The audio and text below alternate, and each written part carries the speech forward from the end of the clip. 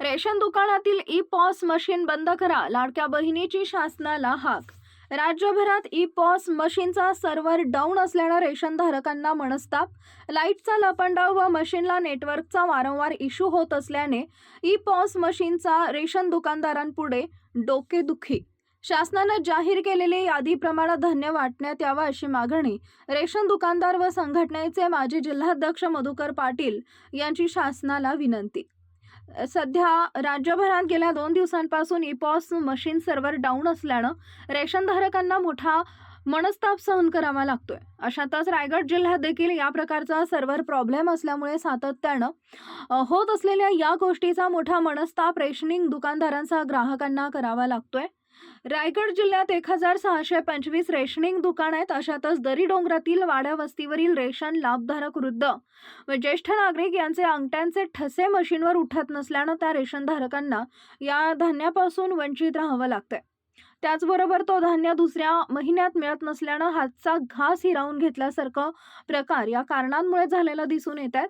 अशातच आता e POS मशीनचा सर्व्हर डाऊन खोळंबा दिवसभर रांगेत उभं राहून केलेली प्रतीक्षा यामुळे रेशन दुकानाच्या बाहेर नेहमीच वाद होताना दिसतात। यामुळे शासनानं जुन्याच पद्धतीनं धान्य देण्यास सुरुवात करावी अशी मागणी दुकानदार आणि ग्राहक करतोय। भाडं जातं, आम्हाला हे होतं, नेटवर्क नाही भेटलं तर प्रॉब्लेम होतं, परत या परत जा। मग ह्या सुना काय बोलतात, आई तुम्हीच जा, आम्ही नाही जाणार, असं आहे ना। हे बंद केलं ना पॉस मशीन आणि साधं लिहून घेतले सहीवर आणि दिलं आम्हाला धान्य, हेच आम्हाला सरकारने जुनी पद्धत चांगली होती।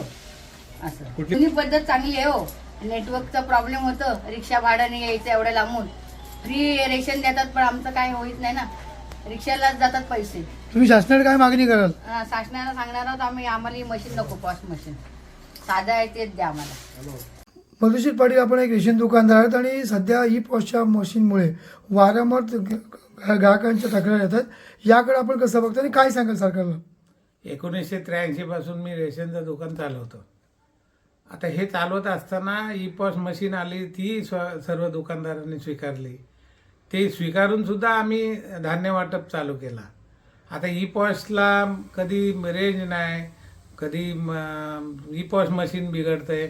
आता त्या जुन्या झालेल्या ई पॉस मशीनवरती जी काय वयस्कर लोक आहेत त्यांचे अंगठे येत नाही आणि ते अंगठे नाही आले त्याच्यामुळं आता ह्या 6 महिन्यापासून खालचे जे अधिकारी असतील, मग पुरवठा निरीक्षक असेल,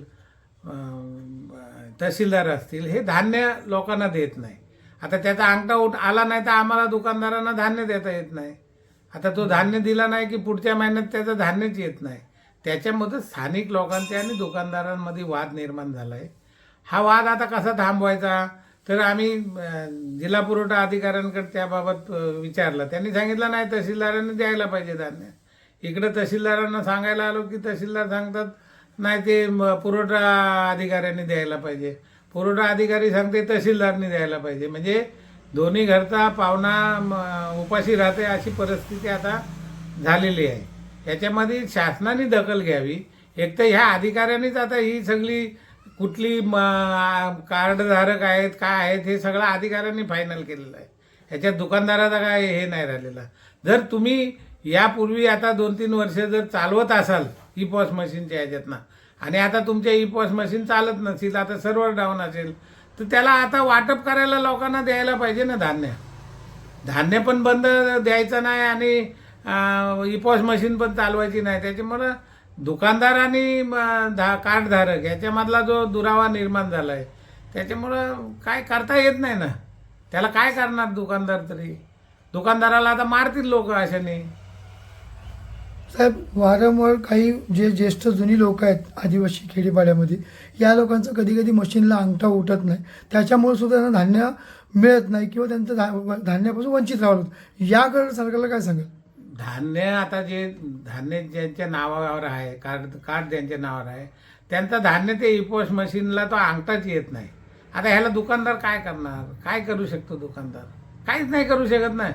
आता ते तक्रारी आम्ही करून सगळ्या मान्य करतात, तहसीलदार करतात, पुरवठा अधिकारी करतात, जिल्हा पुरवठा अधिकारी करतात की ते येत नाही म्हणून। मग आता त्याला दुसरा मार्ग काय आहे, तर तुम्ही त्याला आता त्याला असंच द्यायला पाहिजे ना धान्य।